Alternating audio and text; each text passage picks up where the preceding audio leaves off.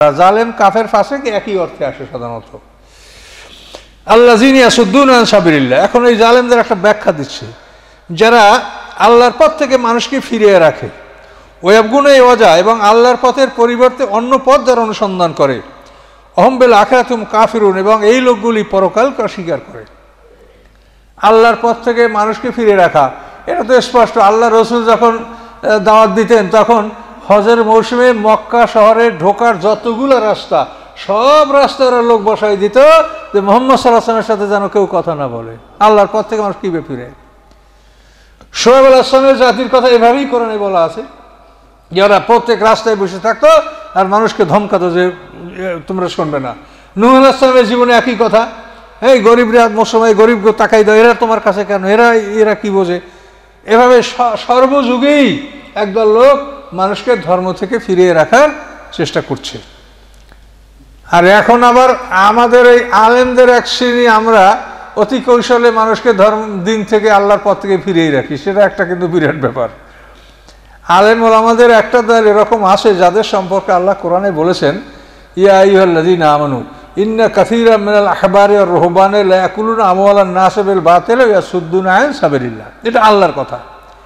হে ঈমানদারগণ, ইহুদি খ্রিস্টানদের অনেক আলেম এবং মুসলমানদের পীর দরবেশরা অন্যায়ভাবে মানুষের সম্পদ ভক্ষণ করে এবং মানুষকে আল্লাহর পথ থেকে ফিরিয়ে রাখে। এটা আল্লাহর কথা। এটা অবাক কাণ্ড। কোনো আলেমে কি বলে যে তুমি আল্লাহর পথে থাকবা না, আল্লাহর পথে যেও না? তো বলে না। তা আল্লাহ যে বললেন এর অর্থটা কি?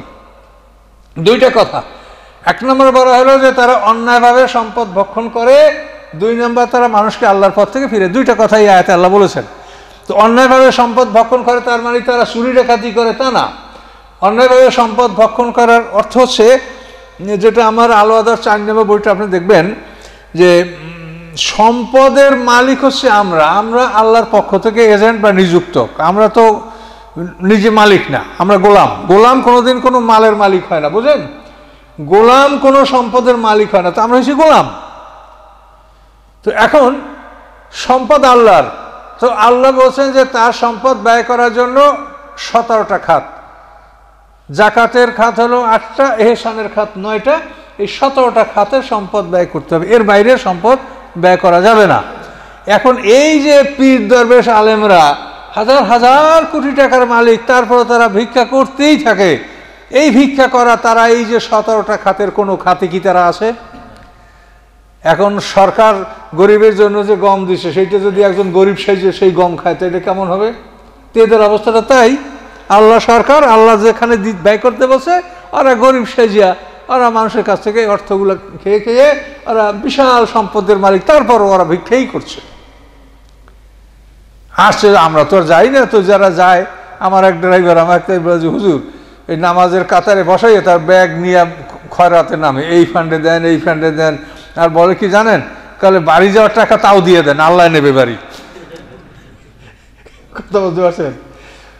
আল্লাহ বাড়ি নেবে আর ওদেরকে আল্লাহ খাওয়াবে না, ওরা ভিক্ষা করতেই থাকবে।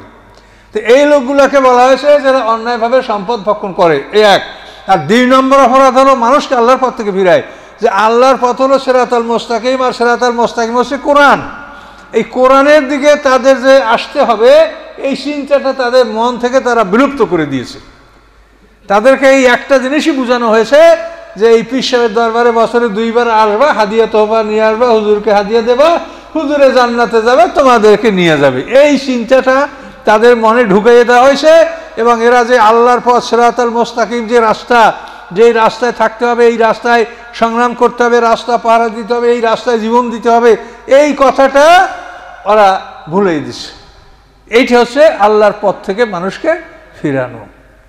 কঠিন ব্যাপার। আমাদের বাংলাদেশের লোক, অধিকাংশ লোকই কিন্তু যারা নামাজ করে তারা কোনো না কোনো পীরের মুরিদ। আর পীর যদি খাঁটি হয় তাহলে তার মুরিদ হতে কোনো আমাদের আপত্তি নেই। আর পীর যদি ধর্ম ব্যবসায়ী হয় তাহলে সেখানে আমাদের আপত্তি। পীর হয়ে যদি সঠিক সে আল্লাহ রসুলের তরিকা অনুযায়ী দিন প্রচার করে, তো কি অপরাধ আছে? আমি করি, আরেকজনে করবে, আরেকজনে করবে, সবাই করুক, কিন্তু তাদের কাজ তো এইটা। এটা তো আপনি দেখছেন স্পষ্ট।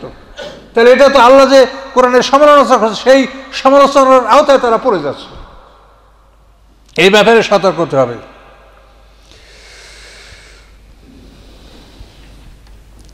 উলাইকা লাম ইয়াকুনু মুজিজিনা ফিল আরদ, আল্লাহ বলেন এরা পৃথিবীর বুকে আল্লাহকে অপারক করতে পারবে না, আল্লাহকে অক্ষম করে তুলতে পারবে না। আল্লাহ যখন যা করার সেটা করবেই, ধরার ধরবে, মারার মারবে, শাস্তি দেওয়ার দিবে। আল্লাহকে তারা অপারক করতে পারবে না। আমা কান আলাম মিন দুনিল্লাহি মিন আউলিয়া, এবং আল্লাহ ছাড়া তাদের কোনো রক্ষাকারী বন্ধুও নাই। ইউদাফ লাহুমুল আযাব, তাদেরকে শাস্তি বাড়ায় দেওয়া হবে। শাস্তি বাড়ায় দেওয়া হবে তার কারণ তার নিজের শাস্তি নিজে ভোগ করবে, সে যাদেরকে গোমরা করছে তাদের শাস্তিও এক অংশ তার ঘাড়ে আসবে। এই জন্য তাদের শাস্তি বহুগুণ হবে, বাড়ায় দেওয়া হবে। মা কানু ইয়াস্তাতুনা আস-সামা মা কানু ইবসিরুন, তারা কিছু শুনতেও পাবে না, দেখতেও পাবে না। মানে এমন ভয়ঙ্কর শাস্তি হবে, এই শাস্তির কারণে তারা কিছু শুনতেও পারবে না, বুঝতেও পারবে না, শুধু আযাব আর আযাব, গর্জন, আগুনের গর্জন, পিটান, আঘাত, বিভিন্ন পোকামাকড়ের আক্রমণ। আপনি মনে করেন একটা মশা যদি আপনার কাটে আর আপনি থাপ্পড় না মারতে পারেন তো কেমন বিরক্তি লাগে। তো জাহান্নামে যারা যাবে তাদের হাত পা তো সব শিকল দ্বারা গলার সাথে একসাথে বাঁধা থাকবে। এই অবস্থায় তাকে সাপে কাটবে, পিঁপড়ায় কাটবে, বিচ্ছুতি কামড়ে, বলতায় কামড়ে, ভিমরুলে কামড়ে, সার পোকায় কামড়াবে, সব পোকামাকড়। একমাত্র মৌমাছি সারা পৃথিবীতে যত মানে টিজিং ইনসেক্ট আছে, মানে কষ্টদায়ক প্রাণী যা আছে সবাই তাকে কাটবে, অথচ তার হাত পা বাঁধা। বলেন কেমন অবস্থাটা। এই জন্য আল্লাহ বলছেন যারা শুনতেও পাবে না, দেখতেও পাবে না। উলাইকা আল্লাযিনা খাসিরু আনফুসাহুম, এই লোকগুলি তাদের নিজেদের জীবনের ক্ষতি করলো। ওয়াদাল্লা আনহুম মা কানু ইফতারুন, এবং যে মিথ্যাগুলি রচনা করে তারা পৃথিবীতে চলছিল এগুলি হাসরের ময়দানে সব বিলুপ্ত হয়ে যাবে, এর কোনো অস্তিত্ব থাকবে না। এই দেবদেবী, এই পীর, এই মুরিদ, এই অমুক, এই সমুক, এই শক্তি, এই ক্ষমতা, হ্যাঁ, এই প্রতিরক্ষা, যাই যা আমরা করি এগুলো সব বিলুপ্ত হয়ে যাবে। লা জারামা আন্নাহুম ফিল আখিরাতি হুমুল আকসারুন, লা জারামা, নিশ্চয়ই এইসব লোকগুলি পরকালে ক্ষতিগ্রস্ত হবে। এই ধরনের কর্মকাণ্ড যাদের, তারা পরকালে ক্ষতিগ্রস্ত হবে। ইন্নাল্লাযিনা আমানু ওয়া আমিলুস সালিহাত, নিশ্চয়ই যারা ঈমান এনেছে এবং সৎকর্ম করেছে, ও আখবাতু ইলা রাব্বিহিম, এবং রবের প্রতি যারা বিনয়ী হয়েছে, উলাইকা আসহাবুল জান্নাহ, তারা জান্নাতের অধিবাসী, জান্নাতের অধিকারী, হুম ফিহা খালিদুন, জান্নাতে তারা অনন্তকাল থাকবে। যারা নরম আত্মার মানুষ তারা যদি কোরআন পড়তে লাগে, রাসূলের জীবনী পড়তে লাগে, তাফসির পড়তে লাগে, তখন কান্নায় ভেঙে পড়বে। এটা হলো একটা নরম অন্তরের একটা পরিচয়। এবং এই কান্নাকাটি যাদের আছে তারা শারীরিক দিক দিয়েও ভালো থাকবে, তাদের হৃদরোগ হবে না। আর যারা চিরসুখী কোনোদিন কাঁদে না, এই লোকগুলি হঠাৎ হার্ট ফেল করে মারা যাবে। কান্নায় মানুষের হৃৎপিণ্ড ভালো থাকে। কথা বুঝতে পারছেন? তো এগুলি কথা আমি বাড়াবো না। ওই দুপুরে আলোচনায় আল্লাহ রসুলের এবং হযরত আলীর ব্যাপারে যে কথা বলছিলাম, ওইখানে একটু কথা থেকে গেছে। ওখানে যে কথাটা আপনারা সংযুক্ত করে নেবেন, ওখানে আল্লাহ রসুলের দাফন কাফনের জন্য 5 জন লোক ছিলেন। তিন জনই হুজুরের চাচাতো ভাই, হযরত আলী রাদিয়াল্লাহু তাআলা আনহু, ফজল ইবনে আব্বাস, কসম বিন আব্বাস, এই 3 জন। আর আনসারদের মধ্যে হলো 2 জন, সাকরান রাদিয়াল্লাহু তাআলা আনহু আর আউস ইবনে কৌলি। এই 5 জন লোক আল্লাহ রসুলের দাফন কাফনে ছিলেন, এবং এই 5 জন লোকই আল্লাহ রসুলকে কবরে রাখার জন্য তারা কবরে নেমেছিলেন। তো কবরে নামার পরে একটা মর্মান্তিক ঘটনা ঘটছিল, সেটা হলো কসম বিন আব্বাস, যে আল্লাহ রসুলের ছোট চাচা আব্বাস, তার ছেলে কসম। এই কসম বিন আব্বাস উনি আল্লাহ রসুলের কবরের মধ্যে শুয়ে পড়েছিলেন। উনি শুয়ে পড়ে বলছেন যে তোমরা আমাকে দাফন করে দাও, আমি আল্লাহ রসুলকে কবর রেখে আমি পৃথিবীতে বিচরণ করতে পারবো না। এভাবে তিনি আল্লাহ রসুলের কবরের মধ্যে শুয়ে পড়েছিলেন। তো একটা জ্যান্ত মানুষকে কিভাবে কবর দেওয়া সম্ভব? তাকে জোর করে কবর থেকে টেনে বের করা হয়েছিল। এই কসম বিন আব্বাস রাদিয়াল্লাহু তাআলার কবর রাশিয়ার সমরকন্দে, আল্লাহর দ্বীন প্রচার করার জন্য পৃথিবীর উত্তরাঞ্চলে তিনি চলে গেছেন। সেখানে এই সমরকন্দে মুসলমানদের খুব বড় কবরস্থান আছে, সেখানে এই কসম বিন আব্বাস রাদিয়াল্লাহু তাআলার কবর। তো রাসূলের সাহাবীদের রাসূলের প্রতি ভালোবাসা কীরকম ছিল এখন ভেবে দেখেন। ওয়ালাকাদ আরসালনা নূহান ইলা কওমিহি, আল্লাহ বলেন নিশ্চয়ই আমি নূহ আলাইহিস সালামকে তার জাতির কাছে পাঠিয়েছিলাম, এবং আমি ঘোষণা করেছিলাম ইন্নী লাকুম নাযীরুম মুবিন, এবং আমি বলছিলাম পয়গম্বরকে যে আপনি ঘোষণা করুন যে নিশ্চয়ই আমি তোমাদের উদ্দেশ্যে প্রকাশ্যে ভয় প্রদর্শনকারী, স্পষ্ট আমি একজন নাজির, মানে ভয় প্রদর্শনকারী, তোমাদেরকে সতর্ক করছি। আল্লাহ তা'বুদু ইল্লাল্লাহ, তোমরা আল্লাহ ছাড়া কারো ইবাদত করবে না। নূহ আলাইহিস সালামের যুগে 5টা মূর্তির কথা কোরআনে পাওয়া যায়। উদ্দা, সুয়া, ইয়াগুস, ইয়াউক, নাসরা, এই মূর্তিগুলি ছিল। এই মূর্তিগুলির নির্মাণ অনেক আগেই হয়েছে, কিন্তু প্রথম পর্যায়ে এগুলির ইবাদত তারা করতো না। যুগ যুগ পার হয়ে যাওয়ার পরে ওরা বলছে যে এইগুলি দেখো তোমাদের ঘরে আছে, তোমাদের মজলিসে আছে, মসজিদে আছে, তোমাদের পূর্বপুরুষ এদের ইবাদত করতো, তোমরা এটা করো। তখন ওরা এটা বিশ্বাস করে এই মূর্তিগুলি তারা পূজা শুরু করে নূহ আলাইহিস সালামের যুগে। ইন্নী আখাফু আলাইকুম আযাবা ইয়াউমিন আলীম, তোমাদের উপরে আমি বেদনাদায়ক শাস্তির ভয় করছি, যে তোমাদের উপরে বেদনাদায়ক শাস্তি আসবে, তোমরা সতর্ক হও। ফাকাল আল মালাউল্লাযিনা কাফারু মিন কওমিহি, অতঃপর নূহ আলাইহিস সালামের জাতির নেতারা বলল, মা নারাকা ইল্লা বাশারাম মিসলানা, আমরা তো নিশ্চয়ই তোমাকে আমাদের মতো একটা মানুষ দেখতে পাচ্ছি, আমরা যেমন তুমিও তেমন। এখন তুমি নবী দাবি করিয়া সম্মানিত হবে এটা আমরা মানি নেব? তুমি তো আমাদের মতো একটা মানুষ। অমা নারাকা ইত্তাবাকা ইল্লাল্লাযিনা হুম আরাযিলুনা, এবং আমরা দেখতে পাচ্ছি যে আমাদের সমাজের দুর্বল শ্রেণীর লোকগুলি তোমার অনুকরণ করছে। বাদিয়ার রায়, যাদের জ্ঞান বুদ্ধি কম, জ্ঞান বুদ্ধিও কম এবং দুর্বল ধন সম্পদ, এই ধরনের লোকরাই তোমার অনুকরণ করছে। কাজে আমরা তোমার অনুকরণ করব কেন?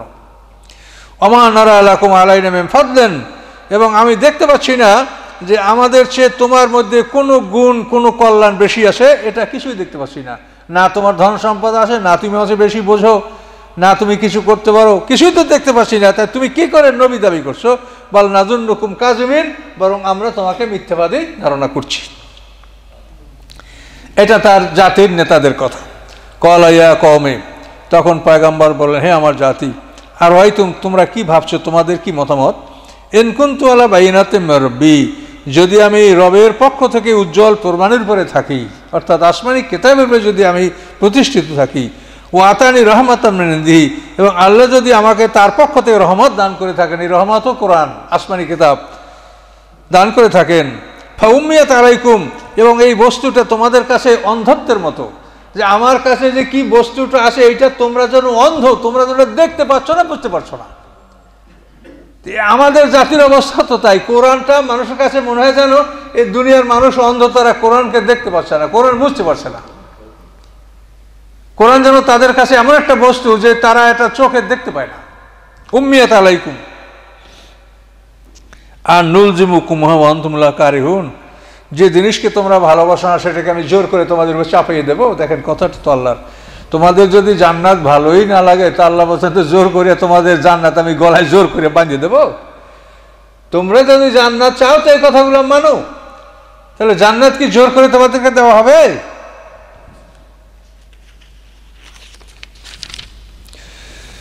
ওয়া কওমি লা আসালুকুম আলাইহি মালা, হে আমার জাতি, তোমাদের কাছে আমি কোনো সম্পদ চাই না।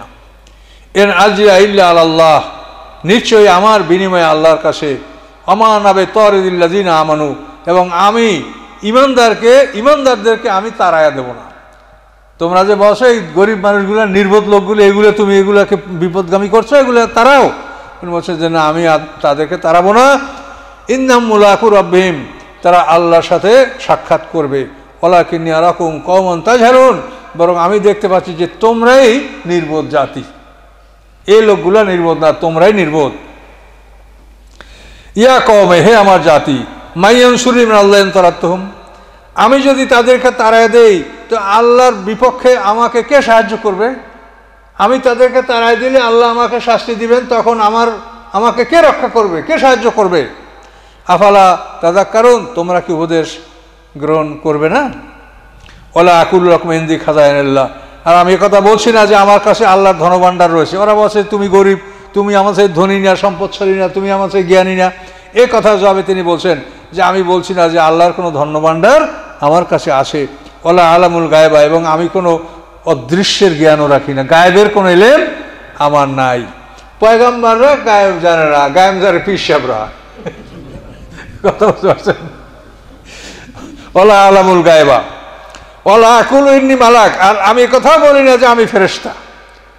নবী হলে ফেরেশতা হইতে হবে, মানুষ কেন নবী হবে? তো এই জন্য পয়গাম্বর বলছে যে আমি কথা বলি না যে আমি ফেরেশতা। ওয়ালা আকুলু লিল্লাযিনা ইসতাসদারি আয়ুনুকুম, আর আমি কথা বলছি না তোমাদের চক্ষু যাদেরকে হেয় প্রতিপন্ন করে, তোমরা যে ঘৃণা করছো, লা ইউতিয়াল্লাহু খায়রা, আল্লাহ তাদেরকে কল্যাণ দান করবেন না, এ কথাও আমি বলতে পারছি না। আল্লাহু আ'লামু বিমা ফি আনফুসিহিম, তাদের অন্তরে কি আছে সেটা আল্লাহই ভালো জানে। ইন্নী যাল্লামু মিনাজ জালিমিন, তাদেরকে যদি আমি তাড়াই, তাদেরকে যদি আমি হাঁকাই, আমার থেকে দূর করি, তাহলে নিশ্চয়ই আমি জালেমদের অন্তর্ভুক্ত হব। এখন এটার উপরে একটা তাফসীর আমরা করি সামান্য। গরিবদেরকে তাড়ানোর ব্যাপারটা, এটা কিন্তু এই যে নূহ আলাইহিস সালামের জীবনে যেরকম আমরা শুনতে পাচ্ছি, এটা আল্লাহ রাসূলের জীবনে আরো ব্যাপক। আল্লাহ রাসূলের কাছে দুইটা ডেফিনেশন আসে দুই দিক থেকে। উয়াইন ইবনে হাসান ফাজারি এক নেতা, উনি আসেন, আর আরেকজন নেতা আসে উয়াইন ইবনে হাসান ফাজারি, আর একটা হলো আকরা বিন হাবেস তমিমি।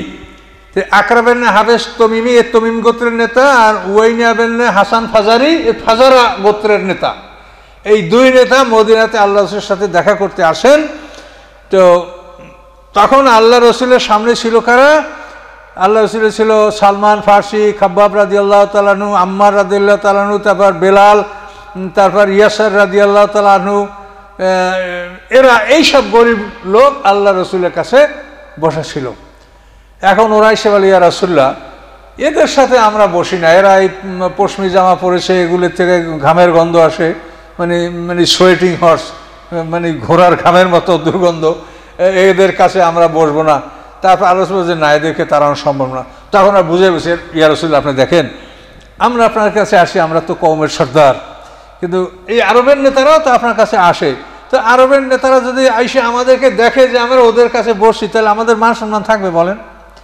কাজেই আমরা আসি, ওদেরকে আমরা বলি না যে আপনি একেবারে দূর করেন, ওদের আলাদা মজলিস আপনি করেন, আলাদা ওদের সাথে মজলিস করেন, আমাদের মজলিস আপনি আলাদা করেন। তাহলে আমরা যদি ঈমান আনি, তো আমাদের জাতির লোকেরা ঈমান আনবে, এটা ইসলামের জন্য বড় উপকার হবে।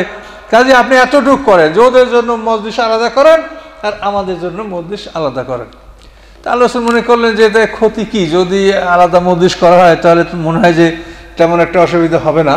তো ওরা বললো যে এটা যদি আপনি করতে রাজি হন, তো এটা লিখিত আমাদেরকে দেন, যে আমরা আসলে তখন ওদেরকে আপনি উঠাই দেবেন এবং ওদের জন্য আলাদা ব্যবস্থা, আমার জন্য আলাদা ব্যবস্থা থাকবে। তো আল্লাহ রাসূল হযরত আলী রাদিয়াল্লাহু তাআলা আনহুকে কাগজ কলম নিয়ে আসতে বললেন। তিনি কাগজ কলম নিয়ে আসলেন। ইতিমধ্যেই আল্লাহ আয়াত নাযিল করলেন, ওয়ালা তাতরুদিল্লাযিনা ইয়াদুনা রাব্বাহুম বিল গাদাওয়াতিল আশি, সকাল সন্ধ্যা যারা আল্লাহকে ডাকে আপনি তাদেরকে তাড়াবেন না। ফাতাতরুদাহুম, যদি তাদেরকে তাড়ান তো ফাতাকুনা মিনাজ জালিমিন, আপনি জালেমদের অন্তর্ভুক্ত হবেন। এরপর আরো বলেছে আল্লাহ, ওই যে যাকাল্লাযিনা ইউমিনুনা বিআয়াতিনা ফাকুল সালামুন আলাইকুম, এই লোকগুলি যারা ঈমান এনেছে, ঈমানদার গরিব, তারা যখন আপনার কাছে আসে তখন আপনি আগে সালাম দেন। রাসূলকে বলা হয়েছে, ওই যে যাকাল্লাযিনা ইউমিনুনা ফাকুল সালামুন আলাইকুম, রাসূলকে সালাম দিতে বলেছে। কত বড় নির্দেশ! যে এখান থেকে আপনারা বোঝেন যে আল্লাহর রাসূলকে বলছে গরিবদেরকে আগে সালাম দাও, তা আমাদেরকে কি বলছে? এই কথা আমরাও আদিষ্ট কিনা, বা এই আদেশটা আমাদের উপরেও কিনা?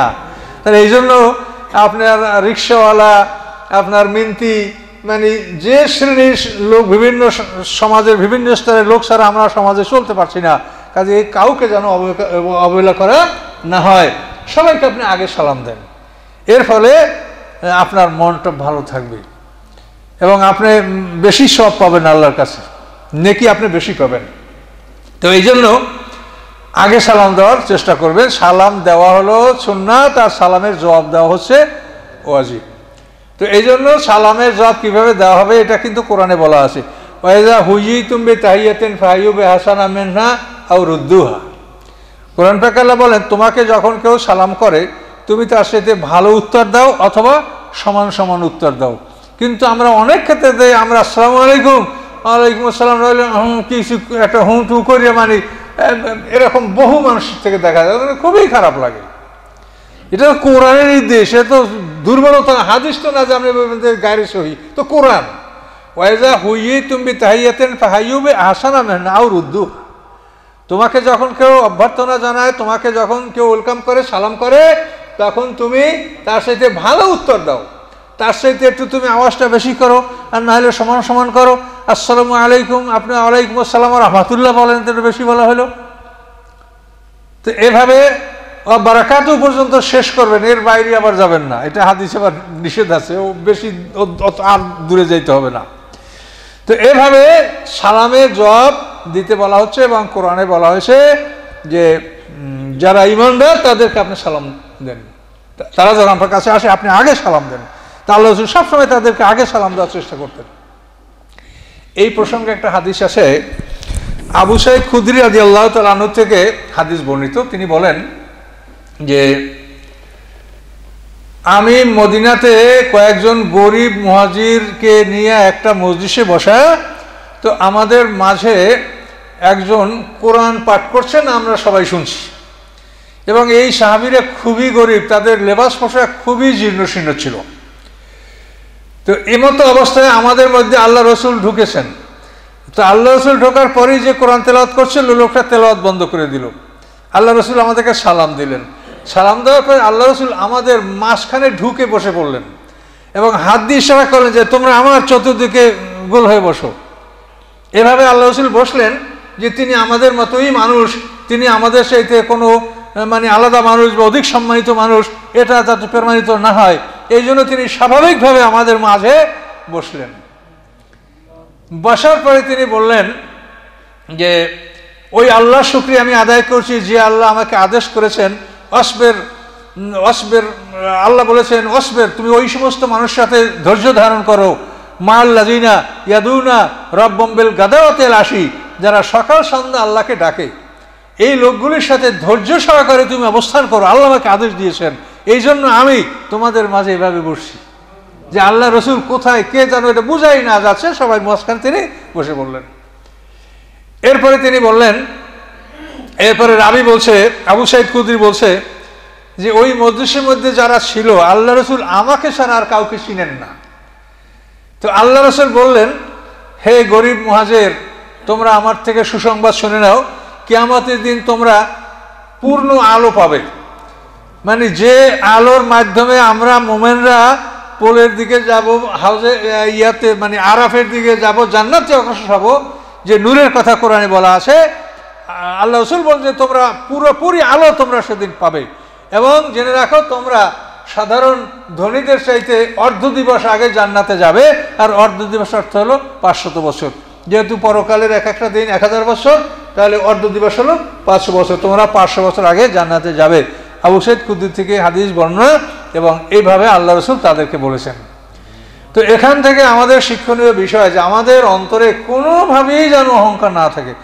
আল্লাহর রসুল আদম থেকে কিয়ামত পর্যন্ত সমস্ত মানুষের মধ্যে সবচাইতে সম্মানিত ব্যক্তি। সমস্ত নবী রসুলরা কেউ মাকামে মাহমুদের অধিকারী না। এই হাসরের ময়দানে বিচারের ব্যাপারে যে সমস্ত শাফাআতগুলি, অধিকাংশ শাফাআতগুলি আমাদের রাসূল এটার ক্ষমতা লাভ করবেন, অন্য কেউ না। তিনি এত সম্মানিত ব্যক্তি, কিন্তু তিনি সাহাবীদের মধ্যে এভাবে বসতেন যাতে করে বাইরের থেকে কোনো লোক আসলে বলতেই পারতো না, বুঝতেই পারতো না যে এর মধ্যে নবীকে। সবাই এভাবে স্বাভাবিকভাবে, যার জন্য ওমর ফারুকের কথা বললাম যে গোলাম উটের উপরে আর খলিফা রশি ধরে টানছে। এটা কেন? এই শিক্ষাটা ওমর ফারুক কোথায় পেয়েছে? রাসূলের কাছে শিখেছে। কিন্তু আমরা কি শিখলাম? আমাদের সমাজে তো আমাদের ক্লাস সৃষ্টি করে রেখেছি আমরা। এই যে বড় বড় হুজুর যাদের নৌকা উঠে আপনারা ভেসে যাবেন, যা দেখেন তাদের বাড়িতে তারা ওই গরুর মগজ আর কলিজা ভুনা করিয়া খাচ্ছে, আর আপনারা পাকা কদুর সাথে গরুর হাড্ডি তাই পাক করা হচ্ছে, তাও সবাই ভাগে জুটে না। এই সত্য না কি মিথ্যা বলেন? এগুলো কি? এটা রাসূলের সাথে এই সুন্নাতটা খালি একটা জামা গায়ে দিলে সুন্নাত হলো? রাসূলের কি আর কোনো সুন্নাত নাই? কাজে এই সমস্ত বিষয়ে সতর্ক হতে হবে, সতর্ক হতে হবে। আপনাকে বুঝে শুনে কাজ করতে হবে। আপনি যদি ভুল শিক্ষকের কাছে ছেলে পড়তে দেন তো পাশ করবে না, ভুল উকিলের কাছে যদি আপনি মামলা দেন তো আপনি মামলা জিততে পারবেন না। কাজে পরকালের ব্যাপারটা আরো গুরুত্বপূর্ণ। এখানে আপনি ভালো করে জিনিসটা বুঝে শুনে নেবেন, এবং বিশেষ করে এই বোঝাশোনার জন্য আপনি নিজে কোরআন পড়েন, তাতে আপনি যা বোঝেন তাইতে আল্লাহ আপনাকে মাফ করবে। আপনার বিবেক, এই বিবেকের উপরে আপনার বিচার হবে। আপনি তো আমার মতো মুফাসসির হবেন বা একজন আলেমের মতো হবেন, এটাই যে সবাই হতে পারবে তা তো না। আপনার জ্ঞান দ্বারা আপনি যা বোঝেন তাই করেন, তাই চেষ্টা করেন, আল্লাহ মাফ করবে। কি বুঝতে পারছেন? এই জন্য সবাই কোরআন পড়েন, কোরআন পড়েন, দেখবেন ইনশাল্লাহ আপনি পথ পাবেন। কোরআন পড়েন, আমাদের লেখা বই পড়েন, রাসূলের বেশি কিছু পড়বেন না, কোরআন আর রাসূলের জীবনী, এর বাইরে আপনার পড়া লাগবে না। এই দুইটা পড়েই তো আপনি জীবনে আপনি এটা শেষ করতে পারবেন না, তার কি পড়বেন বাইরের? তো এখন আমরা একটু সামনে আগাই। এখন ওরা বলে কল ইয়া নুহু কদ জাদালতানা ফাকসারতাল জিদালানা, হে নুহু তুমি আমাদের সাথে বড়ই তর্ক বিতর্ক করেছো, অনেক বেশি তর্ক বিতর্ক করেছো, কাজী তোমার সাথে আর আমরা তর্ক করতে চাই না। ফাতিনা বিমা তাইদুনা ইন কুনতুম মিনাস সাদিকিন, তুমি যদি সত্যবাদী হয়ে থাকো, তুমি যে আমাদের শাস্তির ভয় দেখাচ্ছ, এই শাস্তিটাই নিয়ে আসো। কলা তখন পয়গম্বর ইন্নামা ইয়াতিকুম বিল্লাহ ইনশা, যে এই শাস্তি আল্লাহ চাইলে আল্লাহ নিয়ে আসতে পারবেন, এই শাস্তিটা আনার ক্ষমতা আমার হাতে না। এখন কি জবাব পয়গম্বর, অমান তুমি মরজিন, এবং আল্লাহ যখন এই শাস্তি নিয়ে আসবেন তখন তোমরা কেউ পালাতে পারবে না, তোমরা কেউ আল্লাহকে অক্ষম করতে পারবে না, কেউ আত্মরক্ষা করতে পারবে না। ওয়ালা ইয়ানফাউকুম নুসি, পয়গম্বর বলেন যে আমার উপদেশ তোমাদের কোনো উপকারে আসলো না। ইন আরাদতু আন সালাকুম, আমি যদি তোমাদেরকে নসিহত করতে চেষ্টা করি তো আমার নসিহত তোমাদের কোনো উপকারে আসলো না। ইন কান আল্লাহু ইউরিদু আইয়ুবিকুম, যদি আল্লাহ তোমাদেরকে বিপদগামী করতে চায় তাহলে আমার নসিহত তোমাদের কোনো কাজে আসবে না। হুয়া রব্বুকুম, তিনি তোমাদের রব, ইলাইহি তুরজাউন, তোমরা সবাই তার দিকে ফিরে যাবে। আম ইয়াকুলুনা ইফতারাহু, ওরা বলে যে পয়গম্বর অর্থাৎ মুহাম্মদ সাল্লামকে বলছে যে মুহাম্মদ সাল্লাল্লাহু ইফতারা নিজে রচনা করেছে, নিজে রচনা করে আমাদেরকে এটা বলছে। কুল, আপনি বলেন ইনফতারাইতুহু, যদি আমি নিজে রচনা করে থাকি ফালাইয়া ইজরামি, তা আমার উপরই তার শাস্তি। আমি যদি এটা নিজে রচনা করি বানাইয়া বলেই তো এর শাস্তি তো আমার উপরে হবে। ওয়ানা বারিউম মিম্মা তুজিমুন, কিন্তু তোমরা যে অপরাধ করছো তোমাদের অপরাধ থেকে আমি দায়মুক্ত, তোমাদের অপরাধের কোনো দায় দায়িত্ব আমার উপরে নাই। উহিয়া ইলা নূহেন, আল্লাহ তাআলা বলেন যে নূহর কাছে ওই পাঠানো হলো আন্নাহু লা ইউমিনু মিন কওমিকা, নিশ্চয়ই তোমার জাতি থেকে আর কেউ ঈমান আনবে না, ইল্লা মান কাদ আমানা, যারা ঈমান আনছে তারা ব্যতীত। ফালা তাবতাস বিমা কানু ইয়াফআলুন, কাজেই তাদের কর্মের উপরে আপনি নিরাশ হবেন না। নূহ আলাইহিস সালাম 950 বছর তাবলীগ করার পর আল্লাহ তাআলা তাকে এই খবরটা জানায় দিলেন যে আপনার জাতির আর কেউ ঈমানদার হবে না। 950 বছর পর্যন্ত তাবলীগ আর দাওয়াত কম কথা। এবং এই নূহ আলাইহিস সালাম এর পরেই নূহ আলাইহিস সালাম জাতির জন্য বদদোয়া করেন এবং আল্লাহ তাআলা তার দোয়া কবুল করেন। দোয়া কবুল করার 20 বছর পরে শাস্তিটা আসে, এটা মানব জাতির বইয়ের প্রথম শাস্তি। এই শাস্তি আসার পূর্বের ঘটনা যেটা তাফসিরে বলা আছে, এক বৃদ্ধ হাতে লাঠি ভর করে নূহ আলাইহিস সালামের কাছে আসে, তার ছেলে তার সাথে। তো ওই বৃদ্ধ ছেলেকে বলে, এই বেটা, এই যে বৃদ্ধ লোকটা এই মিথ্যাবাদী, তুই এর কথা শুনবি না, এর কথা আমি শুনি নাই, আমার বাবা আমাকে নিষেধ করে গেছে, আমি তোর বাবা, আমি তোকে নিষেধ করে গেলাম, তুই তোর সন্তানদের নিষেধ করবি, এই লোক মিথ্যাবাদী, এর কথা তুই শুনবি না। এই বলার পরে ওই ছেলে বলে যে বাবা লাঠিটা আমাকে দেন তো। তো লাঠিটা নিয়ে নূহ আলাইহিস সালাম সে এমনভাবে পিটাইলো যে নূহ আলাইহিস সালাম মানে ক্ষতবিক্ষত হয়ে গেলেন। তাকে শেষ পর্যন্ত বাড়িতে ঢুকাই দেওয়া হলে এমন অবস্থায় যে সে মরে গেছে না বেঁচে আছে এমন অবস্থা বোঝা যাচ্ছে না। এই ঘটনার পরে নূহ আলাইহিস সালাম আল্লাহর কাছে প্রার্থনা করলেন, আর আল্লাহ তাকে জানায় দিলেন যে আপনার জাতির থেকে আর কেউ ঈমান আনবে না।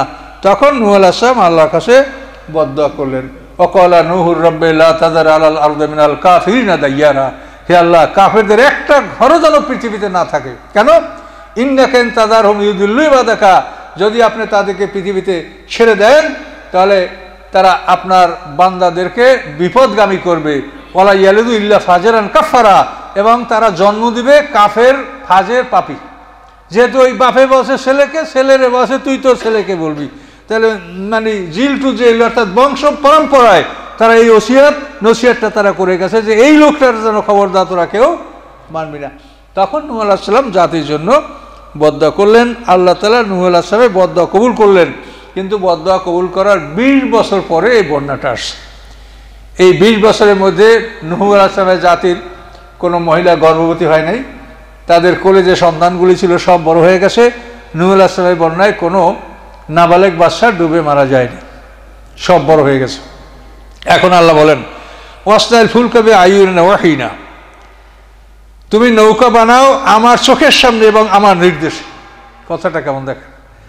আল্লাহ বলেন যে তুমি নৌকা বানাও আমার চোখের সামনে এবং আমার নির্দেশে, আমি যেভাবে বলি সেইভাবে বানাও। তো তাফসিরে বলা আছে কাজুজে তরে, পাখির বক্ষস্থলের মতো নৌকার গলইটা বানাতে বলা হয়েছে। এবং দেখেন পৃথিবীর